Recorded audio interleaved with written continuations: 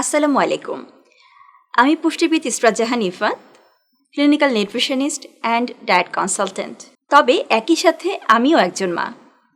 বর্তমান সময়ে আমাদের প্রায় প্রতিটি ঘরেই মায়েরা যে সমস্যাটি ফেস করে থাকেন সেটি হচ্ছে তাদের বাচ্চারা শাকসবজি, ফল খেতে চায় না। এই সমস্যার মধ্যে দিয়ে একটি সময় আমিও গিয়েছি। আর তাই আজ আপনাদের সাথে এমন একটি খাবারের পরিচয় করিয়ে দিব যেটি আপনার শিশুর, বিশেষ করে গ্রোয়িং এজে আপনার বাচ্চার পরিপূর্ণ বিকাশে এবং সঠিক পুষ্টি চাহিদার পূরণ করতে আপনার সহায়ক ভূমিকা পালন করে থাকে। আমাদের কাছে মায়েরা প্রায়শই কমপ্লেন করে থাকেন, আমার বাচ্চা কিছুই খেতে চায় না, বিশেষ করে শাকসবজি তো একেবারেই খায় না, অনেক পিকি ইটার বাচ্চা আছে, ফলও খায় না। এই গ্রোয়িং এজে বাচ্চাদের মধ্যে তৈরি হয়ে যাচ্ছে বিভিন্ন ধরনের মাইক্রোনিউট্রিশন এবং ভিটামিন মিনারেল গ্যাপ, যেটা তার ফিজিক্যাল, মেন্টাল এবং কগনিটিভ ডেভেলপমেন্টের জন্য খুব বেশি জরুরি। এবং এই পুষ্টির ঘাটতি পূরণে একটি স্মার্ট এবং ইনোভেটিভ সলিউশন হিসেবে আজ আমি আপনাদের সাথে পরিচয় করিয়ে দিব কারকুমা ভেজ স্প্রেড।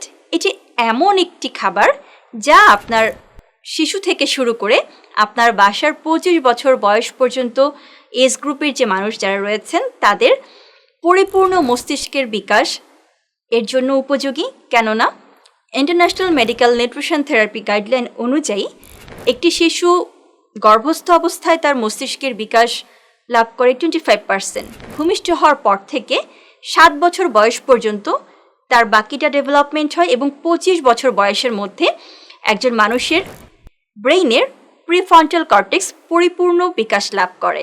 আর তাই প্রয়োজনীয় ভিটামিন, মিনারেল, মাইক্রোনিউট্রিশন, একই সাথে অ্যাপ্রোপ্রিয়েট প্রপোর্শনে ম্যাক্রো, কার্বোহাইড্রেট, প্রোটিন, ফ্যাট, যেটা ব্যালেন্স ডায়েটের মাধ্যমে ইনশিওর করতে হবে। তারই পার্ট হিসেবে আমরা বলে থাকি প্রতিদিন অন্তত 300 থেকে 400 গ্রাম ভেজিটেবল খেতে। দর্শক, আপনি জেনে খুশি হবেন কারকুমা ভেজ স্প্রেড এই খাবারটিতে প্রতি স্কুপে রয়েছে 30 গ্রাম সমপরিমাণ রিয়েল সবজি। নট অনলি দ্যাট, এবং এই ভেজ স্প্রেডে যে কোকো বিনটি রয়েছে সেটি কমপ্লিটলি নন জিএমও এবং 50%-এরও বেশি কোকোয়া বাটার, যা আপনার মস্তিষ্ক এবং আপনার হার্টে রক্ত সঞ্চালন ভালো রাখে, ব্লাড সার্কুলেশন ইমপ্রুভ করার মাধ্যমে আপনার ব্রেইন, মেমোরি, ফোকাস, কনসেন্ট্রেশন সব কিছুকে ইমপ্রুভ করে, আপনার এনার্জি, স্ট্যামিনাকে বুস্ট করে এবং একই সাথে গ্রোয়িং এজে আপনার পরিপূর্ণ বিকাশ লাভে সাহায্য করে থাকে। কগনিটিভ ডেভেলপমেন্টেও কিন্তু অনেক বেশি হেল্প করে থাকে। দর্শক, বাজারে প্রচলিত এত ধরনের চকলেট স্প্রেড থাকতে কেন আপনি curcuma veg spread chocolate spread বেছে নেবেন? কারণ এটি সম্পূর্ণ নন জিএমও সবজি এবং অ্যান্টিঅক্সিডেন্টযুক্ত কোকোবিন থেকে তৈরি। একই সাথে এটি সম্পূর্ণ আর্টিফিশিয়াল কালার, ফ্লেভার এবং অ্যাডিটিভস মুক্ত।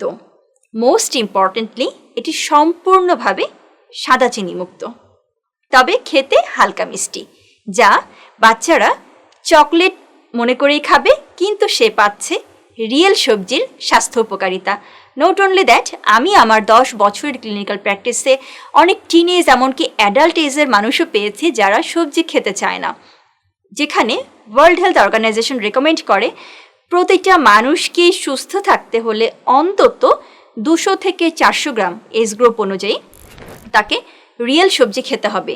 সেই জায়গাটিতে আপনার শাকসবজি, ফলমূল থেকে আসা ভিটামিন, মিনারেল, অ্যান্টিঅক্সিডেন্টের যে চাহিদা সেটি পূরণের সহায়ক এবং আস্থাভাজন একটি খাবার হতে পারে কারকুমা ভেজ স্প্রেড।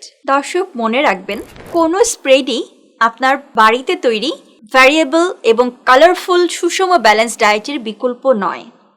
আর তাই আপনার শিশুকে উৎসাহিত করুন একটি ব্যালেন্স ডায়েট যেখানে carbohydrate, protein, fat, vitamin, mineral বাড়িতে তৈরি খাবার থেকেই থাকবে।